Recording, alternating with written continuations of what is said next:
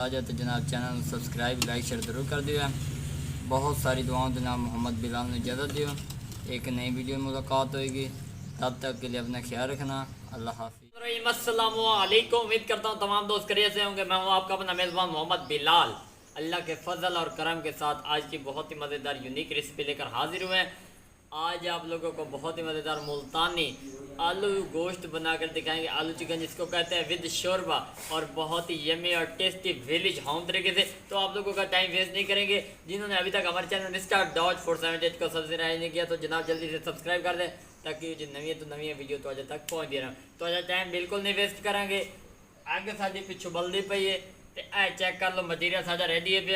Engine सब्जी एक नए और मुनफरी तरीके से बना के दिखावे। आलू तकरीबन 1 किलो साढ़े को अवेलेबल है। उस तो बाद 1 किलो चिकन है। उस तो बाद खूबसूरत जो सादा थाल तैयार होया पे 5 प्याज, उस तो बाद 5 टमाटर, 6-7 मरचा, उस तो बाद थोम तो अदरक का पेस्ट मुकम्मल असी तैयार कर दिता है। ये एक नए तरीके से बनाने का मकसद है कि सारा कुछ पेस्ट बना के ऐड करेंगे और टाइम नहीं वेस्ट करते, चलने हैं वीडियो की तरफ। अल्हम्दुलिल्लाह वेवर चेक कर लो, आगे साड़ी बल चुकी है। पतीला रखे पे बिस्मिल्लाहिर्रहमानिर्रहीम। बहुत ही खूबसूरत जो पतीला असी रख दिता है। हूँ असी घी पावे। बिस्मिल्लाहिर्रहमानिर्रहीम। अल्हम्दुलिल्लाह वेवर चेक कर लो। अल्हम्दुलिल्लाह वेवर चेक कर लो। घ्यो असी पा दिता है। 1.5 किलो चिकन पे बहुत ही मुनफरीद और मज़ेदार तैयार करके दिखावे। तो जनाब चैनल को सब्सक्राइब जरूर कर देना। हूँ इस गर्म घी के मटीरियल जोड़ा पावे वो तुम्हें विखावे। इंशाल्लाह तुम्हें मज़ा आएगा। अल्हम्दुलिल्लाह अल्हम्दुलिल्लाह बिस्मिल्लाहिर्रहमानिर्रहीम। वेवर चेक कर लो। असी इस गर्म घी यह चीज़ मेन जी असी पहले दस दी है कि एक नए तरीके बना के दिखावे। ये चेक कर लो, कोई भी चीज़ ज़ाया नहीं होनी चाहिए।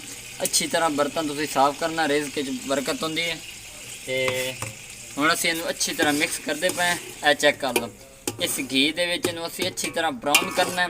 एक प्यारी जी लुक लैके आनी तो फिर तुहानूं इहदी मज़ीद शिकल असी विखावांगे। अल्हम्दुलिल्लाह वीवर ये देगी कौरमा तैयार करते पे शोरबे वाला। अक्सर मेहमान घरें च आ जाते, बंदा परेशान हो जाता। सिर्फ 3 तो 4 चीज़ों की गरीबी इकट्ठी तैयार करो। दस्ती में ऐज कर दो, घी इन्हों बोनी लाओ, अगले सिस्टम मिसाले वगैरह पाओ और बेहतरीन तरीके से चंद मिनटें तैयार करो और एक मुनफरिद और मज़ेदार टेस्ट के नाल। ते जनाब तुहाडे सामने तैयार करते पे, बोनी लेंदे पे तो फिर तुहानूं विखाइने।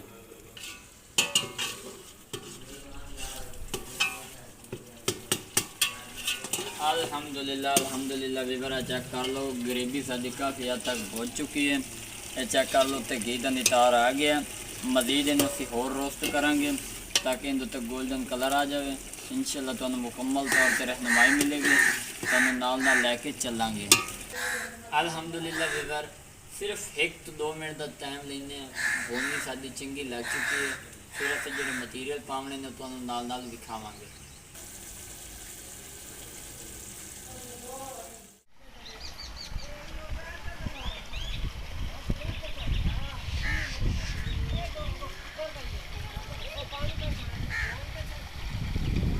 वीवर चेक कर लो, अच्छी जी बोनी लग चुकी है। बहुत ही प्यारा सा इनका कलर आ चुका है।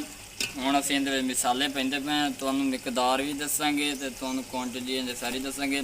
बिस्मिल्लाहिर्रहमानिर्रहीम। 1 चम्मच इहदे नमक दा जांदा पिया। ये चेक कर लो। उस तो बाद इहदे विच अल्हम्दुलिल्लाह वीवर हुण 1 चम्मच खुश्क धनिया दा पाउडर जांदा पिया। ये चेक कर लो, ये असी घर के तैयार की, तुम भी घर तैयार करके यूज़ करो, इंशाल्लाह मज़ा आएगा। ये गर्म मसाला 1/2 टीस्पून पाउडर वाला जाएगा। उस तो बाद साबित गर्म मसाला पैंदे पे। बिस्मिल्लाहिर्रहमानिर्रहीम। ये चेक कर लो, इंशाल्लाह बहुत ही यादगार और टेस्टी तैयार होएगा साधन साधन। तो जनाब साधन इसी तरह जुड़े रहे, प्यार मोहब्बत दिखाते रहे। 1 चम्मच ददरी मिर्च पावे। उस तो बाद आधा चम्मच हल्दी का पाउडर जाएगा। ये चेक कर लो। उस तो बाद साबित मरचा पावे 5 अदद, ताकि इहदे मज़ीद खूबसूरती आ जाए। ये चेक कर लो, असी ये चीज़ें पा दी। हुण सारे मिक्स करेंगे। बिस्मिल्लाहिर्रहमानिर्रहीम। ये चेक कर लो। इंशाल्लाह वीवर तुहानूं मज़ा आएगा। यादगार इन्हें समझ चिकन शोरबा मुल्तानी तैयार करके दिखावांगे। जितनी ज़्यादा भुनी बेहतरीन होएगी उतना टेस्ट तुहाडे सालन विच होएगा। अक्सर लोग कहते हैं जैका तेरे हाथ से बड़ा यार, ये जैके वाला फार्मूला तुम्हें भी मिलेगा तुसी अगर सादे तरीके तैयार करोगे।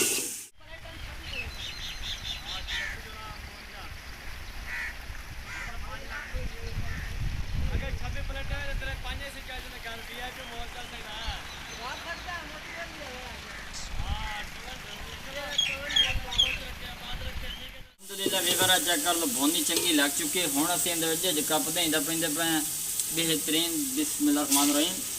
दही तुसा थोड़ा पतला इस्तेमाल करना ताकि गरीबी का मज़ीद इहदे विच बेहतरी आ जाए।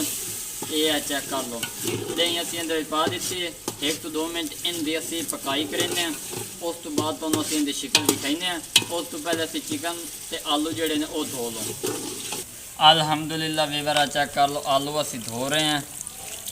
साडे कोल बेसन जिहा लग्गा होया असीं इहदे उत्ते धो रहे हैं। तुसीं जिवें मर्जी धोया लेकिन तुहानूं मज़ा आएगा इंशाल्लाह। एक यादगार रेसिपी तैयार करके दिखावांगे मुल्तानी आलू शोरबा, वो भी गोश्त वाला। अल्हम्दुलिल्लाह वीवर चेक कर लो चिकन नूं असीं तकरीबन आधा घंटा छोड़ दिता है नमक ला के। हुणे दी लोग तुहाडे सामने पे ताकि जिहड़ा नमक इहदे औजार इहदे विच हो जासी और खूबसूरती जी आ जाएगी चिकन दे उत्ते, क्योंकि इहदा जिहड़ा खून होंदा है वो सारा इहदे चेक कर लो वो मैल्ट हो जाता है जरिए नमक जिहड़ा वो इहदे चों खून शून दे गंदी बूंदा शूंदा जिहड़ियां ही होंदियां वो घट छुड़ेंदा। इंशाल्लाह इन्हूं अच्छी तरह पकावांगे और तुहानूं यादगार बना के भी खावांगे।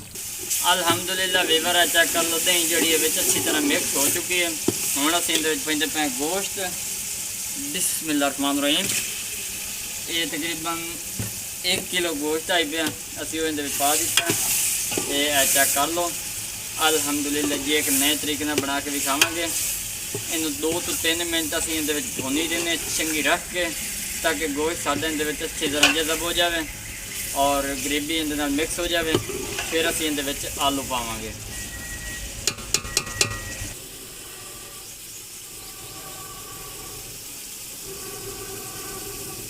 अल्हम्दुलिल्लाह वीवर चेक कर लो अच्छी तरह इहदी बुनाई हो चुकी है।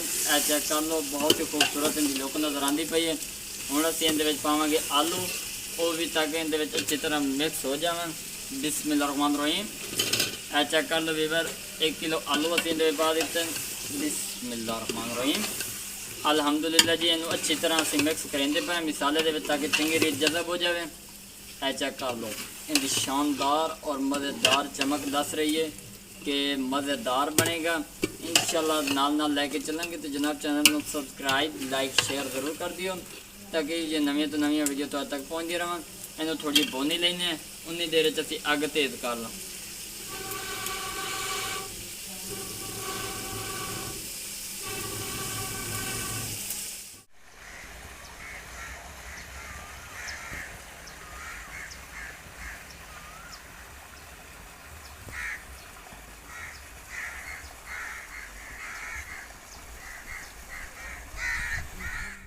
अल्हम्दुलिल्लाह वीवर है चेक कर लो बहुत सोहनी खुशबू आती पई है। भुनी चंगी लग गई है ग्रेवी चंगी रीत मैल्ट हो चुकी है। घी का नितार आ चुका है तो इंज समझो दही का अपना पानी छुटिया हुआ उस तो बाद कुछ घी हैगा तो ग्रेवी ने भी कोई पानी छोड़े पे सारा कुछ मिक्स हो चुका है।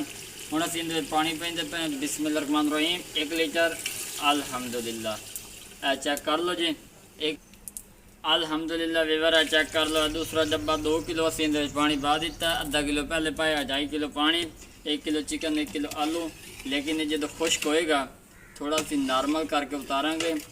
इन्हें समझो होटलों में तुम भूल जासो घर दे विच तैयार करो आप भी खाओ अपने बच्चों भी खिलाओ। चेक कर लो यादगार आलू शोरबा वो भी मुल्तान वाला। हुण असीं 5 मिनट का छुड़ेंदे पे इंशाल्लाह इहदी अच्छी तरह पकाई करांगे तो फिर तुहानूं भी खावां।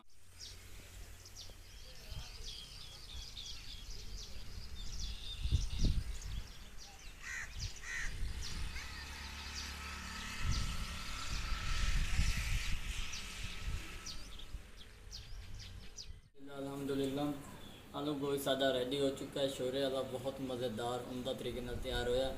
असीं विच वक्फा दित्ता होया सी उहदे अच्छी तरह पकाई की हुण असीं उतारदे पे ताकि तुहाडा टाइम भी बच जाए तो साडा भी बच जाए।